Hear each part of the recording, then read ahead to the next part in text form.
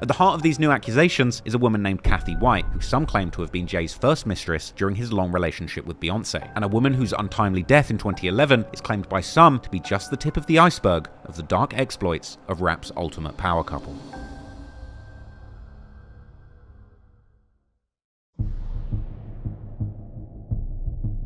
Known by many names, Kathy White, Kathy Michelle White, Kathy Coriana White, or Lil Kathy, Corrina Hun, or Corrie to friends and family, according to her obituary, she was born in the Fort Polk military base in Louisiana, which has since been renamed Fort Johnson. This military base has its own hospital for the Army personnel called the Bain Jones Army Community Hospital. Kathy's grandfather was a World War II veteran, and perhaps the military gene ran in the family. However, sometime later, her family seemingly moved to Norfolk, Virginia, which is located in the southeasternmost point of Virginia in the so-called Tidewater region. Known for its major bays and rivers that give access to and harbor from the Atlantic Ocean, this is why the area is also home to numerous US Army bases, which may have something to do with the fact that her family moved there in the first place. Norfolk is also part of the so-called Southampton Roads region, which consists of several mid-sized cities that border each other, including Norfolk, Virginia Beach, Chesapeake, Portsmouth, and Suffolk, as well as having direct bridge access to the other side of the James River, where there are more similar-sized cities like Newport News and Hampton. This area, creating the Virginia Beach, Norfolk, Newport News metro area, has a combined population of almost 2 million people. But despite the area having a sizable population and being one of the largest metro areas in Virginia, many still describe it as having a small town feel. There, Kathy would seemingly attend the Indian River High School in the city of Chesapeake, and eventually she would graduate in 2000 from the Maury High School in Norfolk, before going on to study and graduate in 2004 from the esteemed Howard University in Washington, D.C. Known for being one of the top historically black universities, also known as HBCUs, in the country. Ranked by the National Science Foundation as the top producer of African American undergraduates who later earned science and engineering doctoral degrees. And it's from her time in Howard that one of the few videos about her online can still be found, filmed during the university's fashion show in 2001, and this showed that Kathy was seemingly a confident girl, not afraid of the limelight. Needless to say that after graduating from an esteemed school like Howard, Kathy's future was looking very promising, and afterwards she would eventually end up working in the field of publishing, although at this point in 2024, what that exactly entailed is still not very clear, but according to gossip blogs from the early 2010s, she contributed to various online publications, as well as eventually having her own PR firm, White Label PR, seemingly providing services relating to the fitness and beauty industries on the side. Kathy's career in publishing would eventually take her far away from the small town feel of Norfolk all the way to the other side of the country, where she appeared to settle in the city where every publicist in her field dreams of making it, Los Angeles. Although it's not clear when exactly this move happened, what does seem clear is that eventually Kathy would not only settle in LA, but thrive there, making friends with influential people within the LA celebrity, socialite, and jet set circuits, people such as Nikki Chu, celebrity interior designer, reality TV star and host, actress and photographer Chenoa Maxwell, and most famously, reality TV star host and model Claudia Jordan, who had a long career in entertainment, first participating in numerous beauty pageant competitions in the 90s, and then making her break in the industry by being a model on The Price is Right, as well as Deal or No Deal game shows during the early and mid-2000s, performing in the latter one with none other than the infamous actor Meghan Markle, who would later end up marrying the real Fresh Prince of Bel-Air, Prince Harry.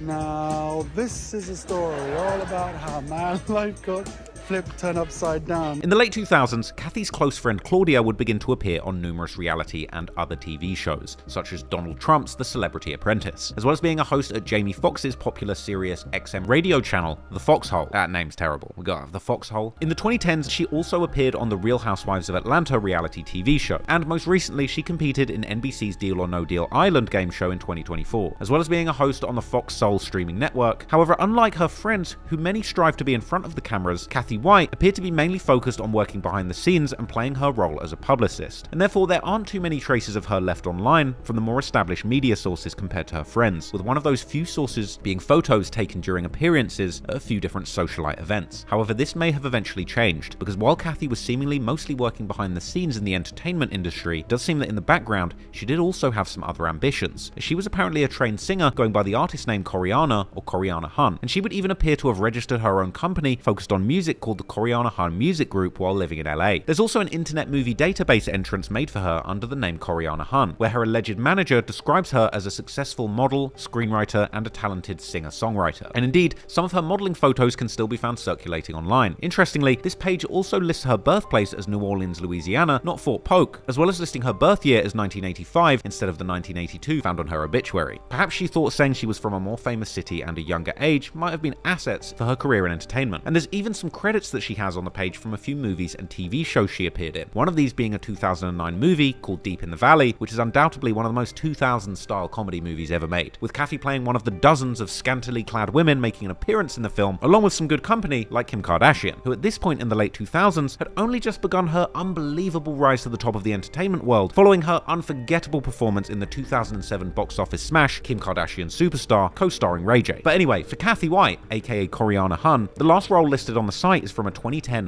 Hood movie titled Nobody Smiling, where she had a short, one-scene role. But despite these tidbits of information about Kathy's ambitions in front of the camera, there's surprisingly little left online to show that side of her. On social media, on the other hand, particularly Twitter, there are still many photos and mentions of Kathy still floating around, despite her eventually deleting all of her socials for a period of time due to the infamous events that would end up transpiring in the lead up to her untimely death. One capture that's left on her old Twitter on the Wayback Machine shows her describing herself as a lifestyle, fitness, beauty, PR pro, self-styled fashionista and beauty expert who loves life, friends, family, and God, with some of her tweets even implying that she might have been personally connected to celebrities like the Kardashians. There are also many mentions of Kathy on Twitter by her friends, these painting a picture of a 20-something Kathy living her best life in the City of Angels. The kind of life that she had likely dreamt of as a kid growing up in Norfolk, like wining and dining at the hippest restaurants, shopping luxury fashion and building a collection of designer purses, and of course going to the industry events and parties with her popular and influential friendship circle. With two of her friends, Nikki and Claudia, she would seemingly become so close while living it up in LA that they would playfully begin to refer to themselves as the Trilogy. But besides LA, there was seemingly one other place where Kathy and her friends would often frequent: Las Vegas. This appeared to be particularly the case with Claudia, who would often post about her visiting the Sin City either for work or for pleasure, often seemingly for both. And interestingly, it appeared that Jay-Z too was somewhat frequenting Vegas around this same time, and Claudia appeared to be at least to some degree connected with Jay-Z through mutual friends, such as the comedy powerhouse Marlon Wayans, and she would sometimes mention on Twitter about her plans of going to Jay-Z's concerts or parties while she was in Vegas. And it would be in May 2009 when she would allegedly attend one such party, together with Kathy White, sparking rumors about her, Jay, and even Diddy that still raise eyebrows on the internet to this very day.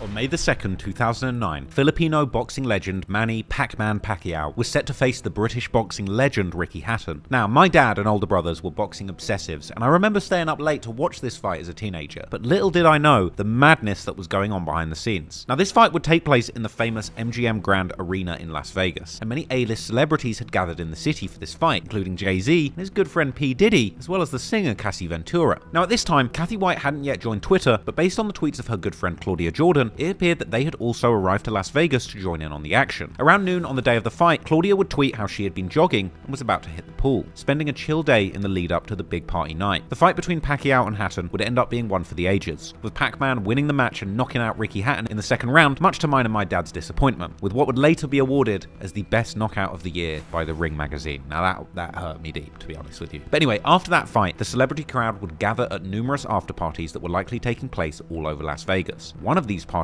being at the popular Tao nightclub in the heart of the Las Vegas Strip, with this party being attended by none other than Jay-Z and P. Diddy, with both stars attending the party in full-blown A-list celebrity mode with sunglasses inside as if they weren't two of the most famous people on the planet. Also in attendance was Claudia Jordan and her crew, which included Kathy White, who was wearing an easily identifiable pinkish, purplish, magenta-colored dress, and a professional photographer named Denise Trusello was also present, seemingly there as official press, capturing pictures of the event, with her photos showing that the event had celebrities from all walks of entertainment, including people like the actor David Arquette, most famously known for the Scream movie series, as well as the singer Mel B from the Britpop icons the Spice Girls. And surprisingly, also in attendance was even the former hip-hop mogul of Death Row fame, Blood Gang member, and the rap game's top bully from Bompton, Suge Knight. Now, Suge Knight being in the same club as Jay-Z and P. Diddy is just insane by itself when you consider the long-standing rumors that Suge may well have been involved in the murder of Jay and Diddy's good friend, the notorious B.I.G., aka Biggie Smalls. But then again, the story of Diddy and Suge goes much deeper than you could possibly imagine, and all that's for another video. But anyway, it would turn out that the photos of the party taken by Trusello would eventually begin to play a part in sparking rumors about an affair between Jay-Z and Kathy White, with these photos showing Kathy and Claudia dancing together near P. Diddy and Jay-Z, with Kathy clearly having the time of her life, as she can be seen holding an entire champagne bottle in one hand whilst her friends are toasting with glasses. In one of these pictures, Kathy can even be seen talking, or more likely hollering, at either another woman next to Jay or Jay himself, who is also turned towards her direction. In other pictures, Kathy's friend Nikki Chu can also be seen very close to Jay-Z having a direct conversation, which likely means that that group of women had at least some kind of relationship with him, which is probably why why they were allowed to stay so close to Jay-Z and P. Diddy in the first place. There were also videos shot by fans during the night that were then posted to YouTube where Nicki also appears to be very close to Jay-Z and Diddy. In yet another picture, this time seemingly taken by simply another partygoer, Kathy can this time be seen much closer to Jay, still with other people between them, with Kathy and her friend's eyes aiming straight towards the camera. Now, these pictures alone didn't prove anything untoward had happened between Kathy and Jay. However, the connection had now been made. They'd been seen drunkenly partying together, and the photos had been snapped for the whole world to see. But initially, nobody had any idea about what might have been going on behind the scenes. In fact, it was over a year later that these pictures would suddenly get some attention after claims about Kathy and Jay-Z's affair would hit the internet, with these rumors, unfortunately, changing Kathy White's life forever.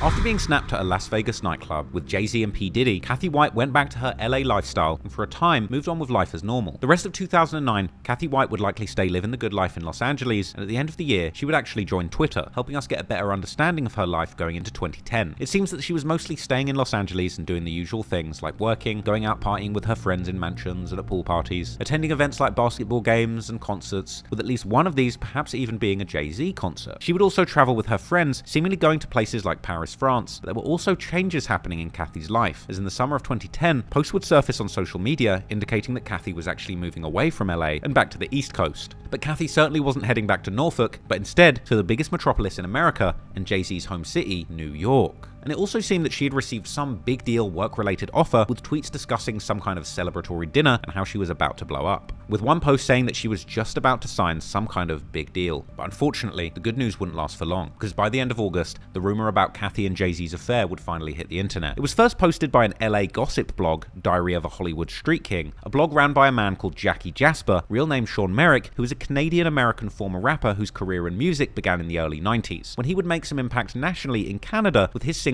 Pimp of the Microphone, rapping under the name HDV. And it seems that Merrick was actually pimping much more than just microphones, because he would allegedly also do a stint in a Toronto jail for the real deal. He would also be part of a Toronto-based dance music group called Dance Appeal, who would go on to win the iHeartRadio Much Music Video Award for Best Dance Music Video of the Year in 1991, with their music video for the song Can't Repress the Cause. Merrick would then later move to America, where he would change his rap name to H-Bomb and also get into producing, collaborating with many notable artists like Ice-T and Coolio, as well as with Kool Keith, who he would create a rap group with called Seventh Veil, with their last project in 2008 including such legends as Rick James, Corrupt, Ike Turner, and Snoop Dogg. Now, it's safe to say that Merrick had some real connections in the world of entertainment, but since his career in music wasn't seemingly moving much anymore, he would likely decide to capitalize on his contacts in another way, co-starting the Diary of a Hollywood Street King blog, often shortened to just HSK, writing for the blog under the pseudonym Jackie Jasper from 2009. With all this happening only months before that night in Vegas, when Kathy and her friends had been captured on camera at Jay-Z and P. Diddy's party. The blog would focus heavily on sensationalism, painting a highly scandalous image of the things going on behind the scenes in Hollywood. And interestingly, it seems that one of the first articles on the blog was an expose on a publicist in Hollywood just like Kathy, titled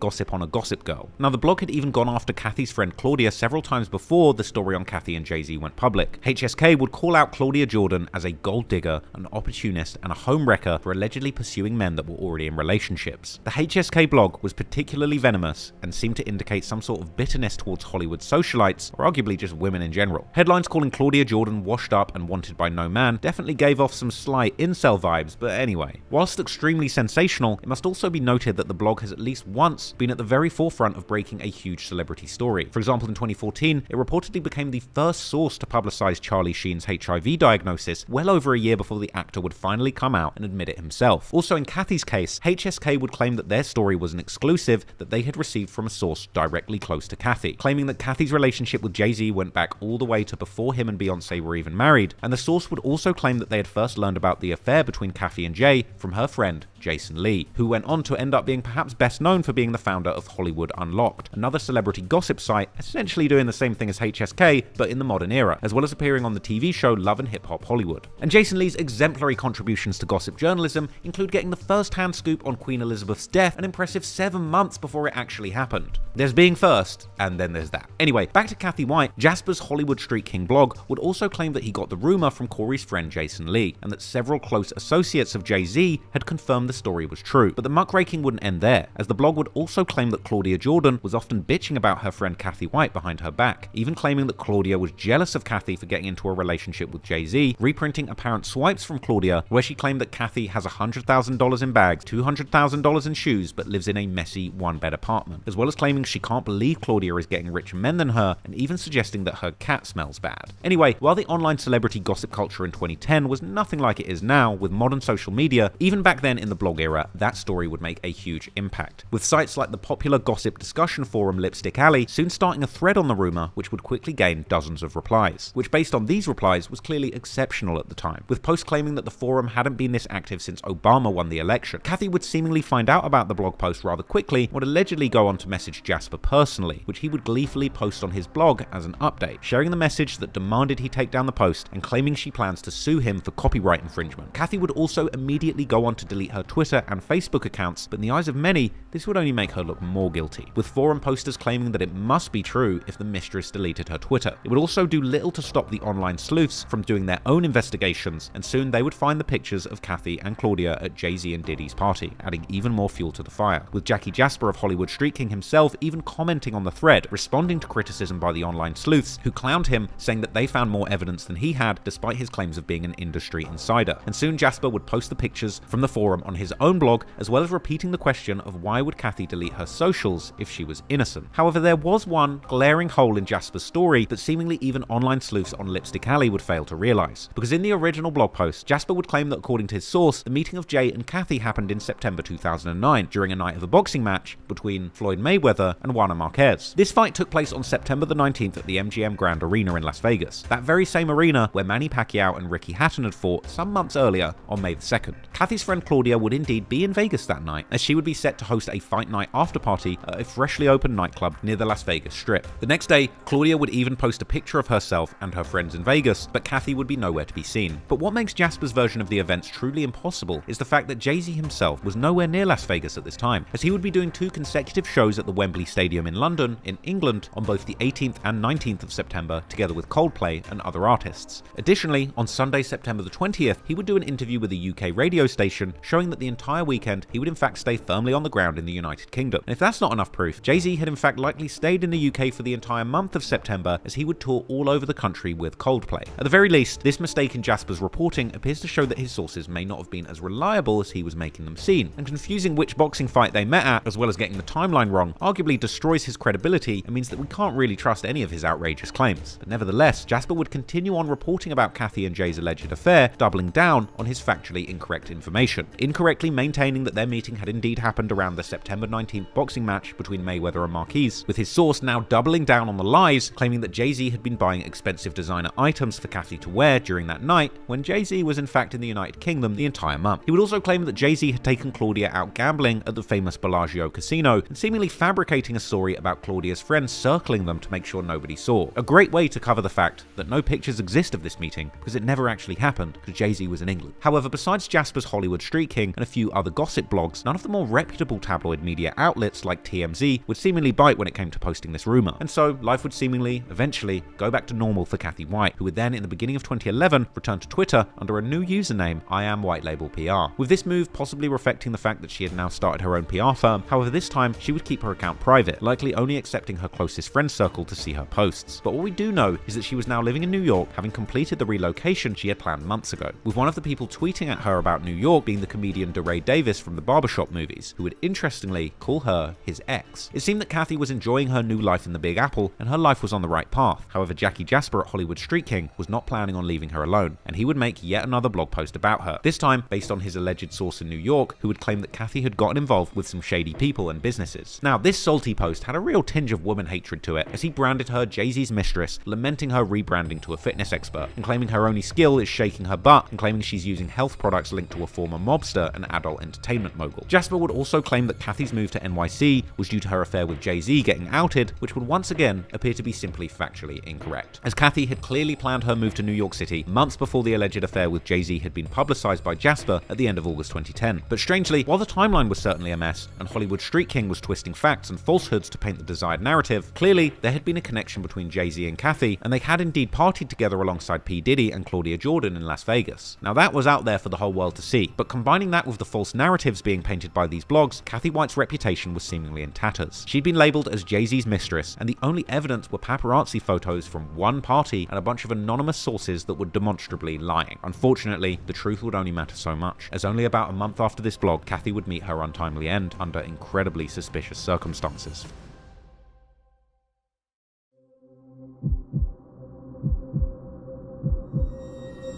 On the 28th of August 2011, the celebrity tabloids were buzzing as Beyoncé would step onto the red carpet during the MTV Music Awards, holding her tummy, something she would later also do at the end of her performance during the award show. This was ultimately the announcement of her pregnancy with her and Jay-Z's first baby, Blue Ivy. The news about Queen Bee's pregnancy would be so popular that it would actually break a record on Twitter, getting the most tweets per second ever at the time. But unfortunately, as Bey and Jay celebrated the news of bringing a new life into the world, another life was about to be lost. A few days after the MTV Awards, on the early morning hours of September the 1st, at around 3 a.m. New York time, or about 12 a.m. Los Angeles time, Kathy White's good friend Shanoa Maxwell would tweet to her other good friend Nikki Chu, telling her to call her as soon as possible as there was an emergency concerning one of their friends. Then, later that morning, her friends would confirm the sad news that Kathy White had died almost exactly 1 year after the rumor about her and Jay-Z's relationship had started. The next day, the blogs and forums would begin to post the story, reporting the cause of her death to be an aneurysm at the young age of 28, with these articles also recapping the rumors about Jay and Kathy's relationship, as well as predicting Illuminati conspiracy theories that naturally would follow. This angle was also immediately predicted by the first commenters on Lipstick Alley, who had started their own threads reacting to the news, commenting that YouTube conspiracy videos must already be in the works. But other commenters were also quick to point out that Kathy's death so soon after Beyoncé's pregnancy announcement did appear to be rather suspect. This would be followed by one user jokingly suggesting that Jay-Z had gotten Kathy murdered as part of some sort of dark Illuminati ritual. And sure enough, the Illuminati and other conspiracy-minded people would soon enter the chat, slowly beginning to build a theory that Jay-Z had in fact gotten Kathy out the way, perhaps to stop her from exposing something major. One even more wild theory has circulated online that it was in fact Beyoncé who arranged the murder of Jay-Z's mistress, with this theory being mainly based on lyrics to Beyoncé's song Daughter, where she sings about her violent thoughts in the face of infidelity. And when you look at the lyrics of Daughter, they do paint a disturbing picture. From the first lyric, Beyoncé sings about being covered in blood with a body laid out on a filthy floor, a possible reference to Kathy White's apartment being a mess, strewn with clothes, as was claimed in one of the Diary of a Street Kings articles, which cited former friend Claudia. In the song, Beyoncé goes on to explain the crime scene, saying that a bathroom attendant let her in because she was a fan. Later on the song, seemingly hinting at her desires to even kill Jay-Z himself after saying she's bottled her feelings up like bottle service broads. Another interesting line when you remember the pictures from the party that Jay-Z and Kathy White attended, which depicted Kathy holding a bottle of champagne. Now, more level-headed conspiracy theorists have pointed out the simple fact that a healthy 28-year-old dropping dead from an aneurysm is incredibly unlikely, but not impossible. Others would ponder whether the famously ruthless Jay-Z would really do something this awful to protect his image, while some pointed out that in the midst of the Mistress rumors, she had moved cities and begun acting paranoid on Twitter. And of course, some tinfoil hat-wearing commentators went off the deep end, calling this a human sacrifice. Although to be fair, most of the people on the forum in these early days would not find these conspiracies believable at all. But of course, nobody would come out as hard as our boy Jasper from Hollywood Street King, who would soon drop his now deleted blog post titled "The True Story Surrounding the Death of Jay-Z's Mistress, Kathy White." In the post, Jasper would claim that his source inside the NYPD this time had told him that Kathy's cause of death was at this point considered unknown and apparently suspicious. However, in Jasper's quote of what exactly the NYPD had told him, suspicious is shockingly nowhere to be found, with the police essentially explaining to him how the cause of death could not yet be confirmed as no autopsy or toxicology report had been conducted. Jasper would also mention that the police had told him that the address where the 911 call about Kathy came from was an apartment at 130 West 19th Street, and she was later taken to the Beth Israel Hospital where she passed away. Jasper would then move on to discussing what he had recently heard from his other sources, with one of these sources alleging that Kathy had recently been contacted by a journalist from a major tabloid newspaper, and although she had apparently been tight-lipped about everything, she had then allegedly contacted Jay-Z to tell him she was planning on going public with their affair. Interestingly, as we'll learn a bit later, this part about Kathy being contacted by a journalist from a major tabloid soon before her death would indeed be seemingly confirmed as true by the journalist herself many years later, with this being yet another example of the ways that actual insider information in Jasper's reporting was seemingly getting randomly mixed in with sensationalist and what often appeared to be purely incorrect information. In a first version of the blog that has only been saved on the Lipstick Alley thread concerning Kathy's death, Jasper would also appear to allege that he had been told that Kathy was a high-priced call girl, essentially an escort. However, Jasper would seemingly later delete this salacious claim, whilst alleging on Twitter that this information was about to come out through a major tabloid. Meanwhile, Kathy's friends on social media were also increasingly beginning to react to her death, reflecting on how short short life can really be, and to the blogs, again labeling her as Jay-Z's alleged mistress, with Claudia in particular, who had seemingly been contacted by some of these blogs and other tabloid media, coming out strongly to deny that Kathy was ever intimately involved with Jay-Z, even going on to say that she was being stalked at the time and complaining that people were really digging into the rumors and she'd spend all day defending her fallen friend. Interestingly, Claudia's tweets would also reveal that her and Kathy had experienced a falling out at some point, as Claudia would explain how they'd had a phone call about a week before Kathy's death and resolved their misunderstanding, with this revelation understandably raising some theories that the falling out might have happened as a result of the rumors beginning to spread about Kathy and Jay, and the allegations that Claudia had actually talked bad about Kathy behind her back, with one forum post suggesting that Claudia had badmouthed Kathy out of jealousy, even going on to suggest that Claudia had been the one who outed Kathy and Jay-Z's relationship, with that being a possible reason for their fallout. Soon there were also other bloggers with some wild theories, with one of these presenting a rumor that Jay-Z's old friend Emery Jones, whom Jay-Z had helped get released from prison by promising to hire him to his clothing brand Rockaware for a steady employment, might have been the person that had something to do with Kathy's death, with one article explaining how Jay-Z had contacted the judge to get Jones out of a 16-year prison sentence 37 months early with a promise of a 50,000-year job at Jay-Z's company. Jasper, on the other hand, was only getting started and would soon come out with yet another post, this time doubling down on the claim that the mainstream media was preparing to take Jay-Z down, as well as discussing another long-held rumor that Jay-Z had already had a child with a woman from the Caribbean who he had paid to stay silent. He would also provide a quote from the tabloid who had contacted him, with the journalist allegedly telling him that all of Kathy's friends, except Claudia, had indeed admitted that she had been in a relationship with Jay-Z, with the quote then ending with a casual question that you wouldn't expect to see in professional journalism: "Jackie,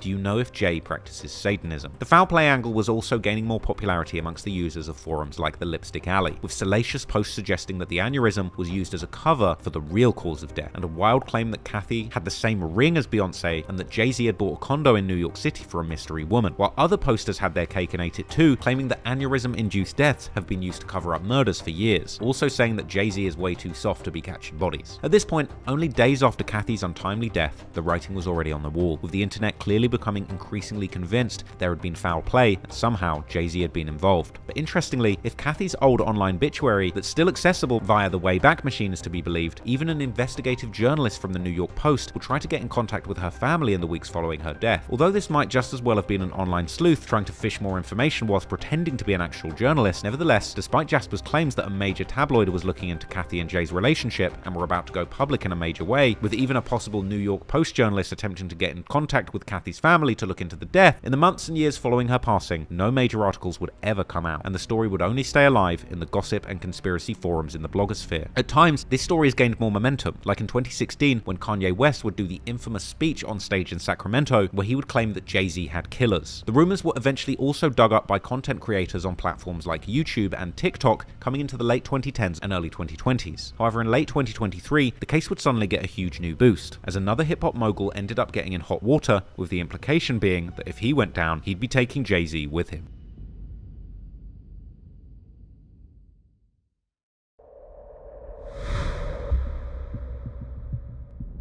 As mentioned at the beginning of the video, as P. Diddy's dark escapades begun truly hitting the internet with force in late 2023 following the explosive lawsuit by his ex Cassie, these rumors and allegations would eventually begin to affect also those people close to him, particularly Jay-Z. One of the people going hardest against Jay-Z was none other than one of his toughest competitors during the 2000s and one of the hardest trolls to appear from New York's rap scene, 50 Cent, who would begin to post on social media following Diddy's downfall about how Jay-Z was nowhere to be found when his supposed friend needed support, with 50 Cent clowning Jay-Z with a post showing Jay-Z's picture as a missing poster on a milk carton and a caption saying Diddy says Jay isn't answering his phone, and as another post showing an unflattering picture of Jay-Z's iconic lips, along with a caption saying Jay is in hibernation, he's not coming out the house until the situation with Diddy blows over, as well as seemingly referencing the cancellation of Jay-Z's infamous Rock Nation brunch, with perhaps the subliminal implication being that Jay-Z was also afraid of his own skeletons coming out next. Meanwhile, as mentioned at the beginning of the video, the singer Jaguar Wright, who used to work with Jay-Z for a moment as a backup singer in the 2000s, was now all over the internet attacking Jay,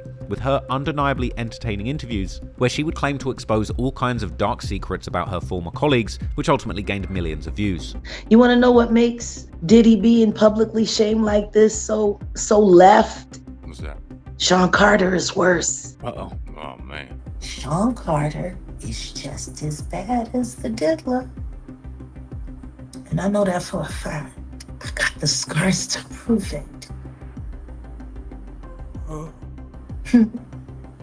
So there's been so many people on the internet trying to figure out where you are. They're watching you. They're doing all types of stuff trying to figure you out. You want to know what a box cutter feels like going into your skin and ripping you? I can tell you how it feels. Y'all ain't seen shit yet. That Cassie shit, that's nothing. So are you trying to say like Jay-Z put hands on you? I'm saying Sean Carter remembers everything he did to me and he's got it on tape. Just like Diddy. And they're gonna be crazy. It's gonna be the women that get them in the end. So you say that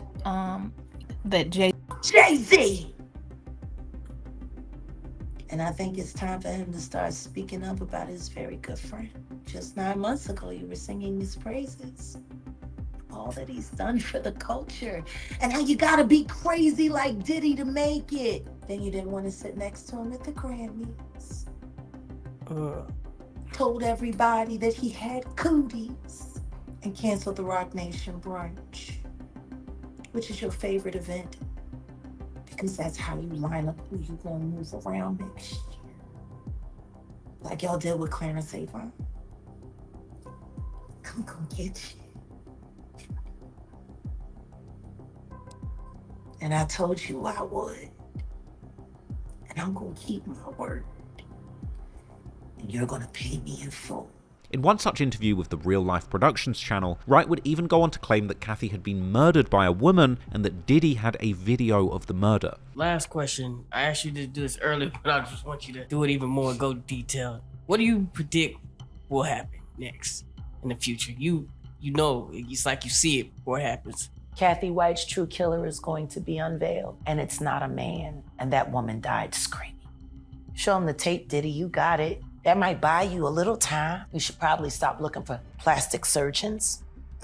Looking for a new life, new face. But Wright wasn't the only one coming out with some very serious allegations, because in March 2024, a journalist named Liz Crokin would come out claiming that she had been in contact with Kathy in the weeks leading up to her death, whilst working for the major tabloid Star magazine. Pretty much exactly like Jackie Jasper had claimed only days after Kathy's passing in 2011, and that Kathy had first denied ever hanging out with Jay-Z. But after the journalist confronted her with the photos from that night in Vegas, she would eventually imply that she was ready to go public with her relationship with Jay. And in her 2024 Substack article titled Jay-Z, Murder and the Mistress, the journalist would also claim that following Kathy's death, she would hear from sources that Kathy had told Jay she had planned to go public about their relationship, and that she had ran a small story about Kathy in the Star magazine in 2011, but after wanting to do a follow-up piece, her boss had shut her down. The article that Crokin is likely referring to is probably this one appearing in Star magazine's September 26, 2011 issue, where Crokin mainly focuses on the rumor regarding Jay and his alleged son with a model from the Caribbean named Chanel Scott. But she also has a small additional mention about the death of Kathy and her alleged relationship with Jay. However, already in 2017, Crokin would imply on her Twitter that she thought Jay's killers that Kanye had mentioned in his infamous rant on stage in Sacramento were the same killers who might have taken out Kathy, with this showing that Crokin had clearly been believing and investigating this angle for years. Indeed, in her Substack article, Crokin would also allege that years after publishing her original article mentioning Kathy, sources who knew both Kathy and Jay-Z would tell her that they strongly believed that Jay-Z had gotten Kathy killed,